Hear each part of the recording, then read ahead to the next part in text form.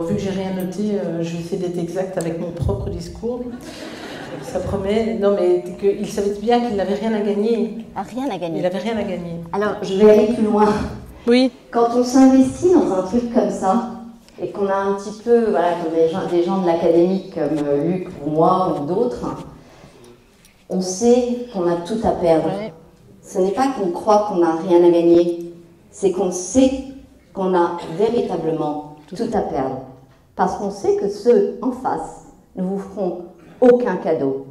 Alors ne pensez pas un instant qu'on soit niais ou qu'effectivement on n'imaginait pas les attaques auxquelles on allait être soumis. J'aimerais vraiment que vous en ayez conscience parce qu'effectivement là-dedans, eh bien on met tout, on met notre être, on met ceux qu'on aime aussi, du coup qui sont entraînés dans une bataille qui n'est pas forcément la leur, qu'ils n'ont absolument pas choisie. Et c'est très très douloureux. Voilà.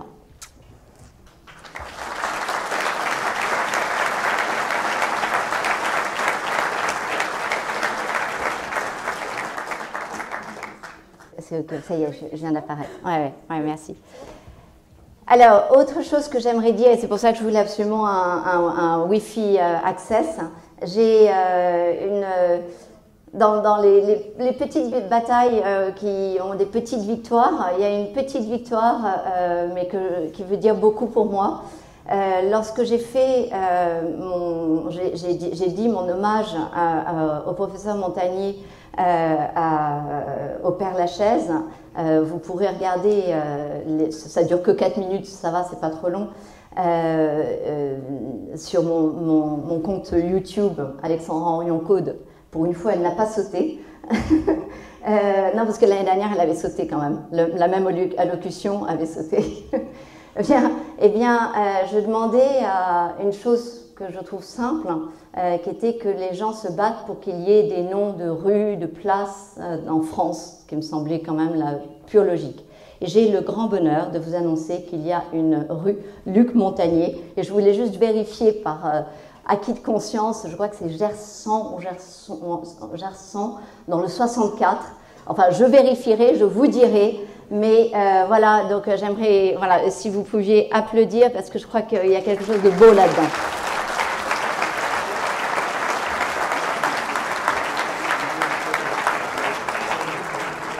C'est comme ça, ainsi va la vie, on partage un rêve, et ce rêve est fait, et ce rêve est pour les générations à venir. Et donc effectivement, ce nom de rue veut dire beaucoup. Il est désormais, la germe est plantée, et donc la suite ne peut pas être que négative. Ce que je voulais vous dire, donc, alors c'est fâcheux parce que je ne peux pas voir ce que je vous montre, mais c'est pas grave, on va essayer de faire comme ça. Je déclare aucun conflit d'intérêt, aucun. Je souhaite aussi insister, oui, c'est important. Aucun, de près, de loin, d'une quelconque façon, je déclare que je n'ai aucun conflit d'intérêt. Je souhaite aussi insister sur le fait que la science est en danger. Et comme j'aime la science, je suis préoccupée par cela. Parce qu'elle a oublié les principes fondamentaux selon lesquels, par exemple, aucune découverte n'a jamais été faite par des scientifiques dans le consensus. Aucune. Enfin, dans cette présentation, je souhaite partager ce qu'on a pu apprendre au cours de ces 3 dernières années, le degré auquel nous avons été gouvernés par des apprentis sorciers et mes préoccupations les plus vertigineuses. Au sortir de 3 ans de crise, d'abord merci Sandro, merci aux organisateurs d'avoir fait ce programme et de nous avoir réunis ce jour. Je sais que c'est beaucoup de travail.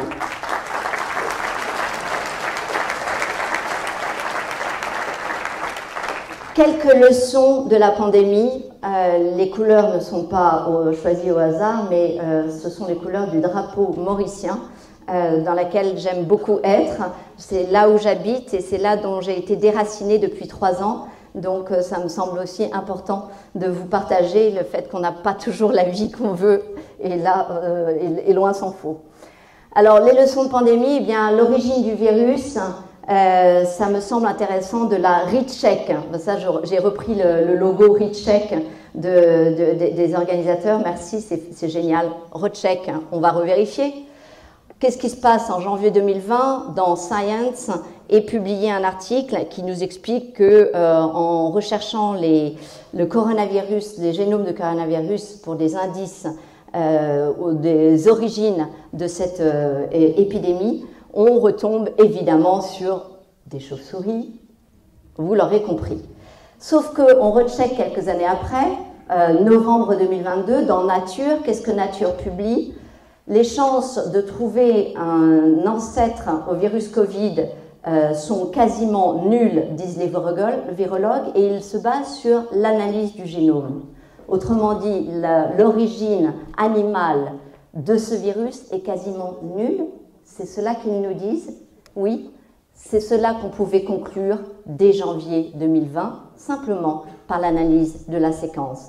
Car en faisant un petit recheck, mais qu'on a fait, que nous généticiens, et Luc Montagnier avec une approche différente, donc complémentaire, lui c'était en tant que virologue qu'il a été alerté sur des séquences de VIH. Moi, ce n'était pas ces séquences-là qui m'ont alerté, c'était la séquence d'une insertion ça ne vous dira rien, mais c'est important de préciser, d'un site de clivage à la furine qu'aucun autre bêta-coronavirus de la lignée B n'avait jamais contenu. C'est le petit machin rouge, même si vous y connaissez rien.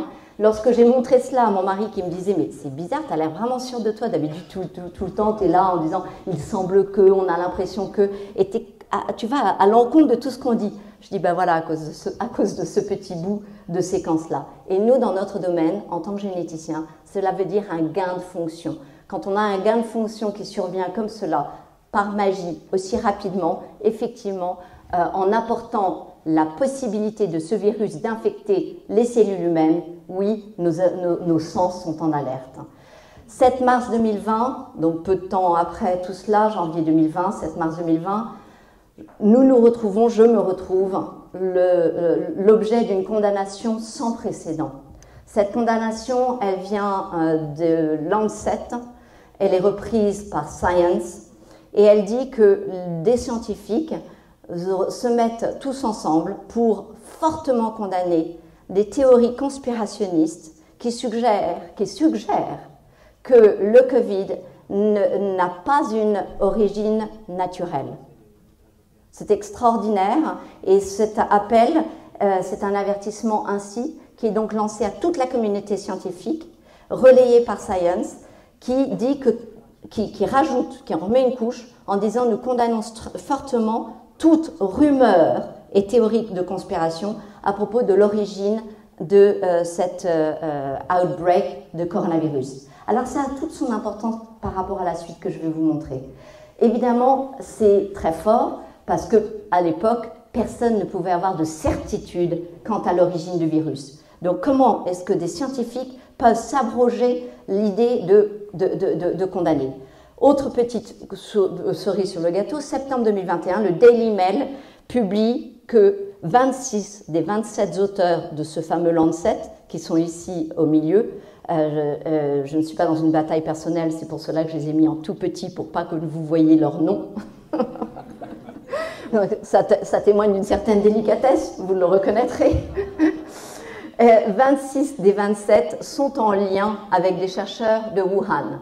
Inutile de vous dire que dans notre communauté, si on est toujours en lien avec des chercheurs américains, des chercheurs de Wuhan, tout le monde n'est pas forcément en lien avec des chercheurs de Wuhan. En clair, il leur a fallu 34 mois pour révéler ce que nous savions depuis le début. Et si nous ne le savions pas par les analyses de séquences, alors nous le savions par d'autres analyses au niveau, par exemple, des intestins, en avril 2020, où il montre cette très jolie chose, que ce coronavirus, vous voyez, qui arrive sur des petites cellules d'intestin, ça c'est votre intestin, eh bien, il va avoir la possibilité d'être clivé. Donc, ce fameux, vous voyez, les petites pinces, là, les petites pinces sont fermées comme des homards, et là, les petites pinces sont ouvertes. Et s'ouvrant, elles ont la possibilité d'infecter les cellules humaines. Voilà pourquoi, très tôt, nous savions non seulement qu'il y avait ce gain de fonction qui privilégiait les cellules humaines, mais nous savions aussi que la source de contagion, elle pouvait être par l'intestin. Autrement dit, vous allez à un cocktail de mariage, il y a 2-3 personnes qui font puf, puf, puf sur les petits fours, vous bouffez, vous allez ça dans l'intestin, au lieu de nous dire tout ce que nous avons appris, entendu comme autre possibilité. Mai 2020, de la même façon, on montre ça dans le poumon, etc., etc. Alors, vous allez me dire, mais qu'est-ce que... Voilà, c'est du passé, qu'est-ce que cela change? Cela change beaucoup de choses.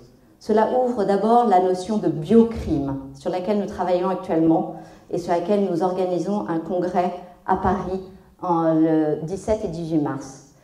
Cette notion de biocrime dissimulée à la population doit être reconnue au plus vite, car cela, évidemment, engendre non seulement une vision du passé, mais aussi de l'avenir. Deuxième point, la propagation de séquences artificielles aux conséquences inconnues. Donc, effectivement, ça change une chose terrible, c'est que si l'origine du virus est artificielle, alors arrêtez de dire « Ah oui, mais alors les antivirus, on connaît tout, on va faire ci, on va faire ça », et les vaccins, c'est de la même façon. C'est-à-dire qu'en fait, on est juste en train de propager des séquences artificielles dont véritablement personne ne connaît l'étendue des conséquences. Troisième aspect, pas des moindres non plus, cette communauté scientifique est désormais scindée et elle est échaudée des deux côtés. Elle est échaudée par ceux qui ont choisi le camp de janvier 2020 de l'article initial en disant voilà, parce qu'elle a peur et donc par cette peur elle n'ose pas parler, et elle est échaudée de l'autre côté par ceux qui ont osé parler, parce qu'effectivement nous avons perdu dans cette bataille énormément de collègues et qu'ils nous sont nécessaires et indispensables pour construire demain. Deuxièmement, la pandémie. 11 mars 2020, c'est cela? Alors faisons un petit recheck. Dès mars 2019, on peut parler de pandémie. Mars 2019, vous avez déjà des études en Espagne, à Barcelone, qui montrent effectivement la trace de SARS-CoV-2 dans les eaux usées de Barcelone. Et puis s'ensuit un certain nombre de publications, à chaque fois utilisant des arguments différents, que ce soit les anticorps générés chez les patients, que ce soit les eaux usées. Vous utilisez un panel de différentes investigations et vous avez septembre 2019, on sait qu'il est en Italie, novembre 2019, on sait qu'il est en France et au Brésil, décembre 2019, on sait qu'il est déjà aux États-Unis, janvier 2020, on sait qu'il est en France. Ce qui veut dire que nous avons vécu un an de pandémie de SARS-CoV-2 et que finalement, on s'en est pas trop mal sorti. Alors pourquoi ne sommes-nous pas morts tous dans l'année 2019? Effectivement, c'est important. Eh bien parce qu'il y avait des protocoles que mes collègues suivaient. Quand vous arrivez avec une pneumonie atypique à l'hôpital, on vous mettait d'abord sous augmentin et si ça ne marchait pas, on vous passait sous macrolide. Vous avez ici toutes les espèces de textes qui vous expliquaient qu'est-ce qu'on faisait, quel choix de macrolide on prenait. Un macrolide, c'est un antibiotique d'une nouvelle génération et on disait en particulier que c'était plus intéressant de prendre l'azithromycine. Alors évidemment, bien tous ces gens en 2019 ont été soignés de la sorte. Mais allons sur le traitement d'une pandémie, puisqu'on nous annonce déjà le fait qu'on doit se préparer à une autre pandémie. Qui a écrit que la planification à une pandémie a besoin de poser des problèmes qui aillent au-delà de la cause virale? Monsieur Anthony Fauci. Monsieur Anthony Fauci a cette grande lucidité de savoir depuis longtemps, en ayant fait quoi? En ayant réexaminé des échantillons de patients ayant décédé de la grippe espagnole, mais aussi d'autres pandémies de 1967, de 1968, et ainsi de voir qu'à chaque fois, ces gens ne mouraient pas de virus, mais mouraient d'infections bactériennes. Et il suggère ainsi dans sa conclusion que cela veut dire qu'il faut un traitement précoce et agressif qui comprend des antibiotiques et un soin intensif et un passage aux soins intensifs si nécessaire. Voilà, nous avons donc la route tracée pour toute nouvelle pandémie et qui a été tracée par M. Fauci. Vous voyez, moi, c'est mon approche. Toujours prendre ce qu'il y a de bon chez les gens. Il y a toujours quelque chose de bon à prendre chez les gens. Merci, Monsieur Fauci. Et la vitamine D en antiviral, oh, ça c'est juste un fait reconnu, établi, archi reconnu enfin par la communauté scientifique, qui date depuis 2011. Et je trouve que je ne saurais ne pas partager cette très jolie publication avec vous. On voit la mortalité Covid et l'infection Covid. Vous donnez de la vitamine D3 ou vous donnez de la vitamine D2 et vous voyez un effondrement de la mortalité et de l'infection qui montre bien que s'il y a bien un antiviral super, peut-être les antibiotiques, mais en tout cas la vitamine D. Alors qu'est-ce que cela change de savoir que la pandémie n'est pas de mars 2020, mais date de mars 2019? Eh bien ça change tout. Ça change tout, c'est-à-dire c'est une réécriture complète de tout ce qui a été analysé par nous-mêmes scientifiques en épidémiologie, en traitement, en mortalité, en origine de la pandémie, l'immunisation, la contamination et la solution antibiotique et vitaminique à toute pandémie. Vous m'avouerez que cela est assez impressionnant. Troisièmement, les PCR nasopharyngés. Alors, vous savez bien, les cas définis par des PCR ne sont pas des patients. Alors, pourquoi tester puisqu'il n'y a pas de traitement spécifique? Ce test n'a aucune valeur diagnostique et j'aimerais que vous notiez la référence de la publication suivante que je vais vous donner parce que même si vous n'y connaissez pas grand-chose, tout est dit dans cette publication. Et par ailleurs, une PCR nasopharyngée, comme je l'avais dit très précocement, ça n'est pas anodin d'aller ramoner tout là-haut, tout près de la plaque cribriforme, qui est un endroit extrêmement sensible, porte d'accès au cerveau. Voilà la publication qui vous montre plein de choses, mais je ne vais pas aller dans les détails parce que sinon je vais exploser mon temps. Mais c'est super intéressant. L'ARN, un précieux outil. L'ARN, vous allez le voir avec des mauvais yeux. Moi, ça fait 15 ans que je travaille sur l'ARN et j'aimerais pas que vous le regardiez avec des mauvais yeux parce que l'ARN est véritablement un outil remarquable. Une remarquable signature du Covid dans le sérum et l'urine, si jamais on avait bien voulu prêter attention à la science. C'est un Cell Report. Pour nous, Cell Report, c'est quand même un très très beau journal. Et qu'est-ce qu'il nous montre? Qu'effectivement, il y a un petit micro-ARN là-dedans, le MIR 2392, que vous dosez dans l'urine ou dans le sérum, donc par une prise de sang, et vous savez ainsi que la personne est infectée. Et j'irai plus loin, simplement en prenant ce petit micro-ARN, ils ont pu montrer qu'en exprimant ce petit micro-ARN, vous aviez une réaction similaire à une réponse au Covid, donc au virus. Donc simplement par un micro-ARN, on mime une situation d'infection virale. Vous voyez, c'est remarquable, ça montre qu'il n'y avait pas besoin d'aller en nasopharyngée et ça montre qu'on avait un test qui était autrement plus fiable que ces PCR. Mais aussi une expérimentation de masse inédite à base de produits d'ARN messager. Qu'on le veuille, qu'on ne le veuille pas, qu'on pleure, qu'on ne pleure pas, vous le savez, beaucoup de milliards de gens, de shots ont été injectés. Ça, c'est une vieille publication d'octobre 2022 qui dit que déjà 12,7 milliards de shots ont été donnés de par le monde. Quelques-uns crient au miracle, d'autres réalisent le mirage. Deuxièmement, stop vaccination. Je ne vais pas vous alourdir, je vais vous montrer que 2 diapositives pour laquelle je trouve que nous avons suffisamment d'arguments pour arrêter cette vaccination. Je prends les données de la Cleveland Clinic, j'ai eu la chance de rencontrer son patron qui est un type très intelligent.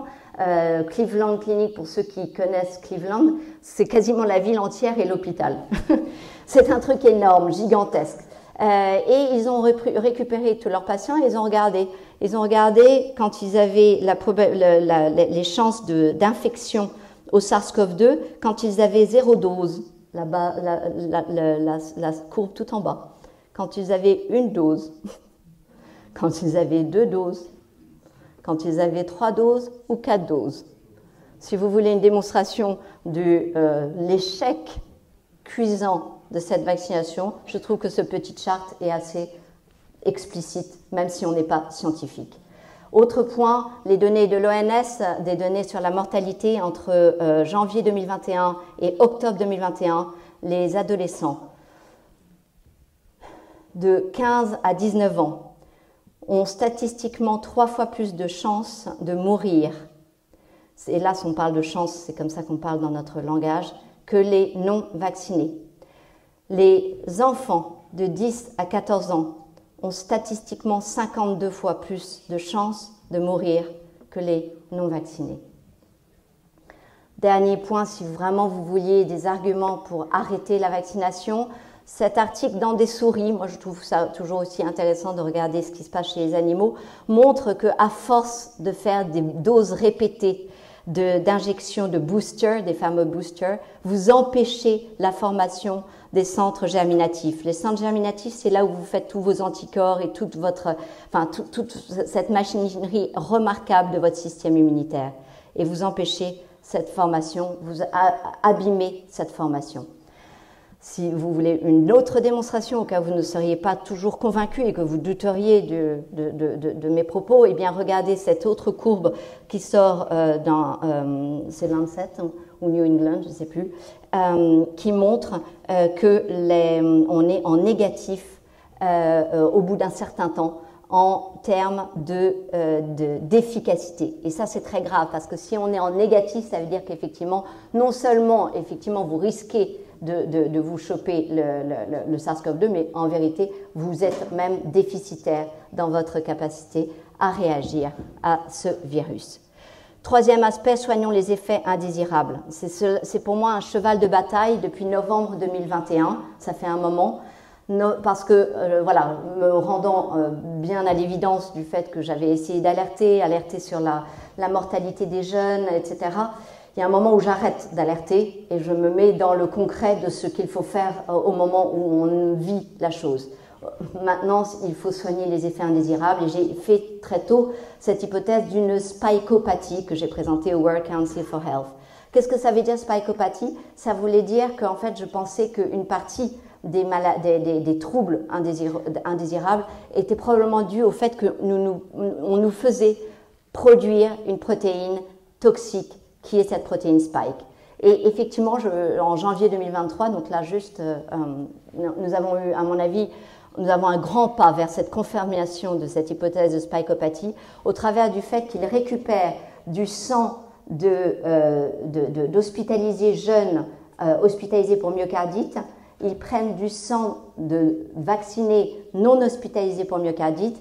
Et qu'est-ce qu'ils voient? Ils voient que les hospitalisés pour myocardite ont de la spike qui circule. Autrement dit, ce qui semble les rendre malades par rapport aux autres qui sont quand même vaccinés, c'est cette production de spike. C'est pour cela que j'ai demandé et que je continue à demander qu'on dose cette protéine spike chez les vaccinés jeunes pour essayer d'être dans une prévention. Soignons les effets indésirables, eh bien peut-être un traitement de la spikeopathie, en tout cas, on peut espérer, en tout cas en voyant cet vieux papier publié dans Viruses qui montre la combinaison de bromélaïne et de acétylcystéine et qui montre la destruction de la spike. C'est pas tout de détruire la spike, qu'il faut pas trop abîmer non plus, comme certaines enzymes peuvent trop être stripantes, et je pense à la nattokinase notamment. Soignons les effets indésirables, comprenons d'où viennent ces effets indésirables. J'ai proposé, et je souhaite que nous discutions à partir de cette base-là, voire la critiquer, la détruire, la reconstruire ensemble, mais réfléchissons, au moins c'est une première base. Il me semble qu'il y a 4 niveaux de causalité dans ces effets indésirables. Le premier dû aux ingrédients qui nous sont injectés. Évidemment, je veux parler des nanoparticules lipidiques qui sont toxiques. Cela peut être l'ARN messager. Cela peut aussi être des contaminations dont je ne sais pas quelles sont dans tous les lots. Sinon, je m'exprimerai clairement sur ce sujet-là. Donc ces ingrédients causent probablement des effets désirables. La spikeopathie, je vous en ai parlé. Le problème d'immunité modifiée, je vous en ai aussi parlé finalement. Et puis une théorie d'un copain qui n'est pas scientifique, comme quoi nous avons besoin de transdisciplinarité, mais qui est juste génial, qui est Marc Girardot, et qui a proposé cette idée de théorie du bolus, en disant mais finalement, prenez toutes les vaccinations. Moi j'ai par exemple regardé les acouphènes. Toutes les vaccinations, il y a des cas d'acouphènes, avec vaccination contre la fièvre jaune, vaccination contre la tuberculose, contre HPV, etc. Vous dites, mais ça c'est bizarre, parce que nous aussi, il y a des acouphènes avec la vaccination des Covid-19. Est-ce que cela n'est pas dû à quelque chose de beaucoup plus mécanique, physique, à savoir cette théorie du bolus qui finalement altérerait la dynamique de nos fluides et qui du coup abîmerait des tout petits capillaires comme on peut avoir par exemple dans l'oreille. C'est une hypothèse. Les hypothèses méritent d'exister pour pouvoir être discutées. Dernier aspect, il y a un problème de mitochondrie, on le sait très clairement, et il se trouve que des essais cliniques sont en route pour mesdames et messieurs qui sont comme moi en train de vieillir, contre le vieillissement à base de glycine et d'N-acétylcystéine. Alors, je ne le présente pas évidemment pour l'aspect glamour anti-vieillissement, mais plutôt pour l'hypothèse que cela peut donner sur essayer de contrecarrer les problèmes à la mitochondrie. Dernier aspect, et pas des moindres, est-ce qu'on est bon en timing? Coucou Vincent. Combien? 2 minutes. Parfait, impeccable. Oui, 2 minutes. Touche pas à mon héritage. Touche pas à mon héritage. Mais qu'est-ce qu'on a fait? Qu'est-ce qu'on a fait en mettant ces vaccins dans notre corps? Est-ce que ce n'est pas tout simplement ce que nous avons vécu depuis plusieurs générations? Pensez à 2 fois à ce que vous mettez dans votre corps. Et comprenez, par Adam et Ève, que cela peut impacter les générations à venir. Pense-y à 2 fois, attention à ce que tu mets dans ton corps. C'est un message extrêmement clair et extrêmement didactique que nous pourrions passer à nos jeunes, car je sais à quel point il est difficile de leur faire entendre raison dès lors qu'on les empêche d'aller en boîte de nuit ou ailleurs. Donc, ayez cette petite idée toute bête. J'adore cette représentation au niveau artistique avec Adam qui se gratte la tête. J'y vais pas. Bah, c'est vrai, c'est compliqué, quoi. Hein. Sauf que ça a déjà eu lieu, donc si on pouvait éviter de recommencer à chaque fois les mêmes conneries. Soignons les effets indésirables, ce très beau tableau où en fait on se retrouve tous autour des gens qui vont mal. Bientôt, il me semble que ces effets indésirables, s'ils ne sont pas encore devenus un problème de santé publique numéro 1, seront un problème de santé publique numéro 1. Nous avons donc un défi. Il s'agit de se relever les manches pour parvenir à une véritable collaboration pour essayer de soigner ces effets indésirables. Je le dis avec d'autant plus de douceur pour apaiser mon propos que nous fêtons aujourd'hui Notre-Dame de Lourdes et que j'ai évidemment eu une pensée particulière dans ce qu'elle peut apporter à tous les malades. Leçon de la pandémie, ne crains pas. Ne crains pas, ça devrait être la leçon de la pandémie numéro 1, me semble-t-il quasiment. Leçon, ne crains pas et refuse la valse à 3 temps infernale. Cette valse à 3 temps, nous l'avons pris. Premièrement, on nous fait peur. Deuxièmement, on nous distancie par différents moyens, y compris le masque. Troisièmement, on nous donne une solution unique qui est de prendre quelque chose dans notre corps, en l'occurrence, par exemple, le vaccin. Avant-dernière diapositive pour vous dire que moi, je trouve toujours intéressant de savoir qu'est-ce qui est sorti du Davos. Récemment, eh bien, Maria Leptin, qui est la présidente du Conseil européen de recherche, a dit « Nous devons améliorer la confiance dans la science ». Vous voyez, comme quoi nous avons les mêmes conclusions. Elle et moi, je crois qu'effectivement, je vous l'ai dit, la science a été divisée et échaudée. Nous devons travailler à améliorer la confiance dans la science. Oui, mais quelle est sa réponse? Sa réponse, c'est de dire « Il y a eu un modèle européen génial ». A priori, c'est les premiers en modèle du genre. Probablement, dit-elle dans l'article de Euronews, de Global Conversation, que je vous invite à lire parce qu'il est en français, que ce serait probablement les premiers au niveau mondial, en tout cas en Europe, où la campagne de vaccination a été pour instaurer la confiance dans la science, a été confié à un général d'armée à la retraite. Ben oui, forcément, quand on veut donner confiance dans la science, donc ce général a considéré la population comme des troupes et il a rallié les troupes. C'est ses propos. Hein. Il a déclaré qu'il s'agissait d'une guerre, que le pays, dans un élan patriotique, allait mener uni. Et ils ont été à la hauteur, dit-elle. Je pense qu'ils étaient leaders en Europe, voire dans le monde. Si Madame Maria Leptini, qui dirige le Conseil de recherche européen, pense que la confiance dans la science est rétablie par un général de l'armée en retraite, effectivement, nous n'avons pas du tout la même valeur sur ce qu'est la science. Il a fallu 60 jours, dit Stéphane Bancel. Alors effectivement, Stéphane Bancel, lui, le PDG de Moderna, se félicite en disant que entre le moment où on a eu la séquence de Omicron BA5 et le moment où on a eu le produit qui a été mis dans les pharmacies américaines, s'est écoulé 60 jours.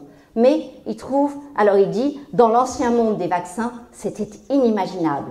Mais ce n'est pas assez. Alors nous continuons à travailler sur des technologies permettant d'améliorer cela. L'autre élément sur lequel nous travaillons également est de savoir comment renforcer les capacités de fabrication à travers le monde. Regardez autour de vous, des usines de fabrication sont développées à travers le monde pour pouvoir équiper au cœur de chaque endroit de quoi distribuer ces vaccins. Cela est très préoccupant.